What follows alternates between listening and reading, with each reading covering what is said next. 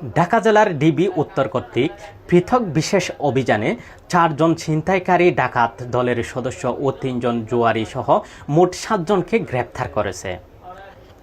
মঙ্গলবার 19 মে 2026 ঢাকা জেলা পুলিশের পক্ষ থেকে পাঠানো এক প্রেস রিলিজে এই তথ্য জানানো হয়। পুলিশ জানায়, পুলিশ সুপার জনাব শামীমা পারভিনের নির্দেশনায় ডিবি উত্তর এর অফিসার ইনচার্জ সাইদুল ইসলামের নেতৃত্বে আশুলিয়ায় ভাগদাবাড়ি এলাকায় অভিযান চালিয়ে 4 জন পেশাদার ছিনতাইকারীকে আটক করা হয়। এ সময় তাদের কাছ থেকে চাপাতি, সুইচ গিয়ার চাকু, স্টিলের চাকুসহ বিভিন্ন দেশীয় ধারালো অস্ত্র উদ্ধার করা হয়। অপরদিকে সাভারের কাতলাপুর এলাকায় পৃথক অভিযানে 3 জন জুয়ারিকে আটক করা হয়। এ সময় জুয়া খেলার ব্যবহৃত তাস, নগদ 5,300 টাকা ও একটি বিছনার চাদর উদ্ধার করা হয়।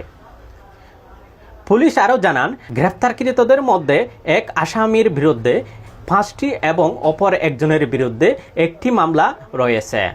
ধৃতদের বিরুদ্ধে সংশ্লিষ্ট থানায় মামলা দায়ের করে বিজ্ঞ আদালতে পাঠানো হয়েছে।